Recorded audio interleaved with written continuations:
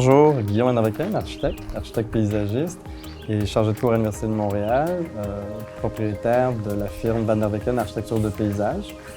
Et très content de vous présenter le projet Couleur Nature des éditions 2024 du Festival des Jardins de Métis sur mer. Et je vais vous parler un peu du concept qui, de manière générale, est assez simple. Il y a plusieurs micro-concepts à l'intérieur du concept.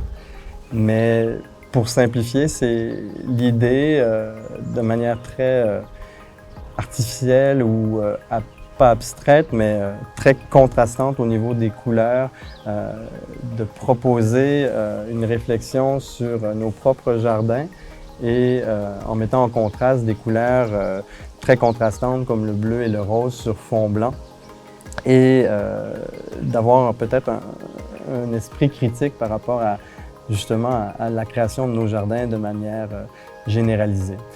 Ça, c'est un des premiers aspects du projet. Un deuxième aspect, c'est de faire le lien avec le thème de cette année, qui est l'écologie des possibles, en parlant justement de qu'est-ce qui pourrait être fait dans nos cours arrière, cours avant en termes de jardin, et de contraster au niveau de la couleur entre l'intérieur et l'extérieur de ce jardin et de démontrer une exubérance florale, une explosion de fleurs, de graminées à l'intérieur du jardin qui est, d'une certaine façon, on peut le voir comme une piscine, mais c'était pas le but premier, mais ça en a pris la forme durant la conception.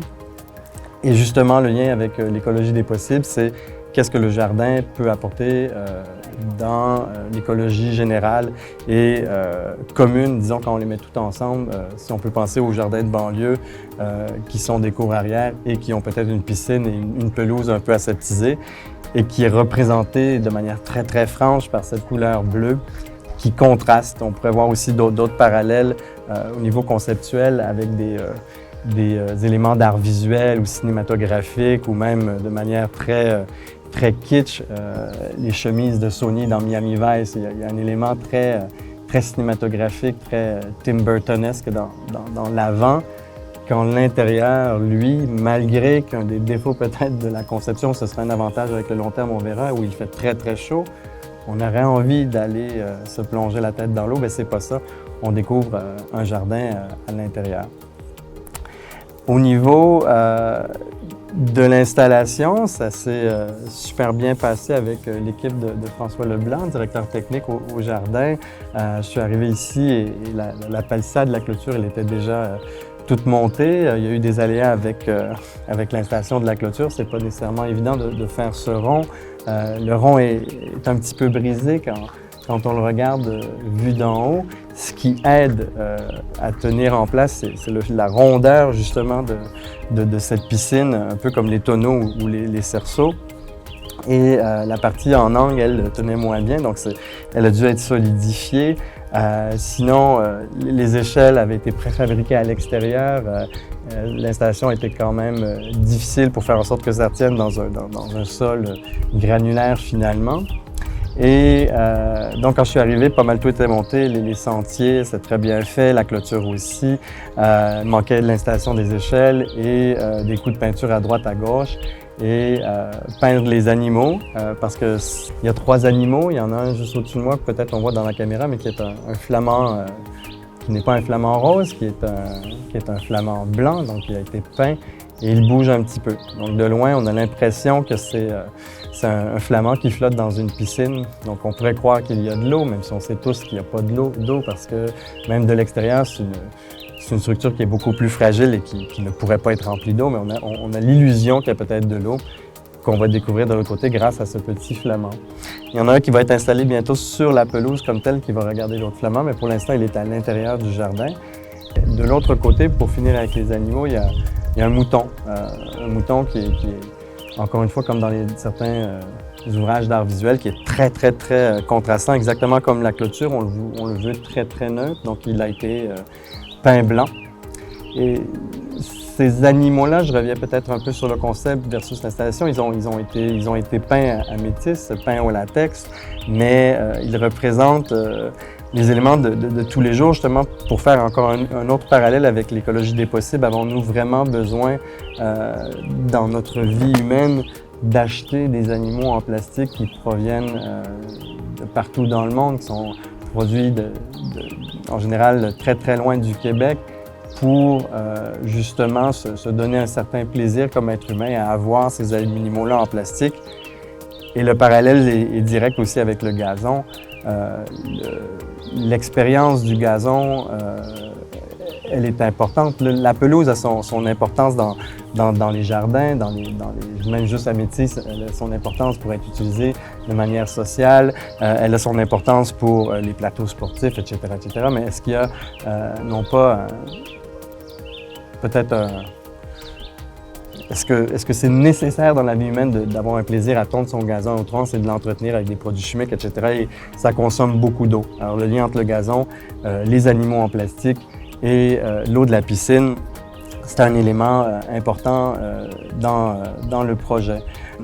La plantation a été réalisée par une nombreuse cohorte de bénévoles que je remercie grandement, qui ont planté ça à une vitesse grand V, chapeauté par l'équipe de Simon ici au jardin, qui m'a aidé dans les remplacements au niveau de la sélection initiale. Et justement, j'en ai pas parlé dans le concept, mais la sélection végétale a été assez longue pour moi à choisir. C'est des plantes qu'on n'avait pas nécessairement vues au jardin encore, donc elles ont été, certaines d'entre elles, plantées en semis assez tôt dans la saison. Et la sélection majoritairement des végétaux a été faite pour attirer les papillons. Et même s'il y a beaucoup de compétition dans les jardins de Métis au niveau des papillons, durant une petite pause il y a 2 jours, une fois que ça a été planté, ça semble déjà fonctionner. Il y en avait 4 qui étaient dans la piscine et qui rentraient, qui sortaient, qui rentraient, qui sortaient, qui sortaient. Donc j'ose espérer que ça va fonctionner pour vrai parce que ces papillons tournaient en rond et les fleurs, évidemment, qui ne sont pas encore arrivées à maturité, qui n'ont pas encore fleuri, j'avais l'impression que les papillons cherchaient les fleurs qui n'existent pas encore. Pour l'expérience de l'usager, on s'attend à ce que les visiteurs soient vraiment surpris par le contraste. Déjà, de loin, on voit par rapport au jardin qui est notre voisin, qui est fait en paille, qui est très, très vernaculaire, qui est beaucoup plus naturel que celui-ci, surtout de l'extérieur, quand on voit la peinture blanche et le gazon artificiel. On s'attend à ce que ça choque, qu'on se pose la question, mais qu'est-ce que c'est?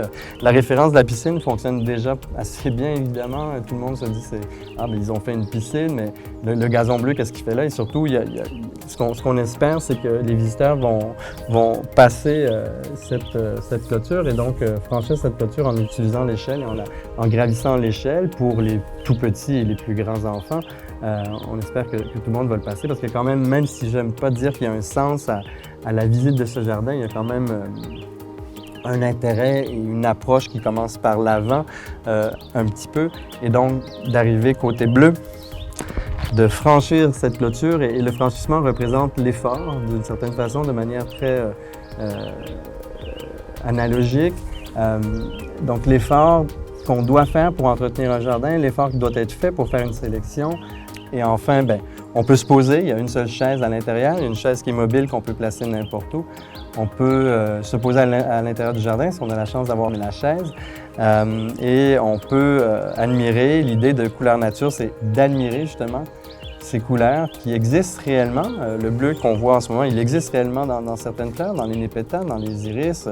Le rose existe aussi dans certaines fleurs. Il va y avoir du rose, du jaune, du bleu, du blanc à l'intérieur et de voir que ces couleurs, de les apprécier, que ces couleurs existent réellement dans la nature. Donc le nom Couleur Nature est émané de cette idée. Et enfin, on peut ressortir soit par la porte qui donne accès, et c'est pour ça qu'il y a un croisement au niveau des trottoirs, un petit tissage au niveau des trottoirs, au niveau de la planche, et on ressort de l'autre côté par l'échelle qui est à l'opposé, on ressort du côté rose, et encore une fois, on a la même expérience un peu qui se répète, où on voit le rose et l'intérieur du jardin introverti avec ses plantes réelles cette fois. Et on ressort du côté rose pour découvrir le mouton sur fond rose qui est illuminé par lui-même, en fait, par le gazon artificiel À un certain moment de la journée, il y a la lumière qui reflète et en fait, le gazon artificiel est assez réfléchissant, probablement plus que du gazon naturel par son aspect plastique et la couleur se reflète, ça fait un joli reflet. Et il y a ce mouton qui nous attend. Donc, il y a quand même un usage assez ludique dans le jardin pour tout le monde, de passer l'échelle, de gravir, de traverser et de s'amuser avec le mouton qui peut être déplacé comme on veut finalement. Il devait être fixe au début, mais on l'a laissé libre. Il peut être déplacé, on peut s'asseoir dessus et vivre l'expérience de ce jardin contrastant.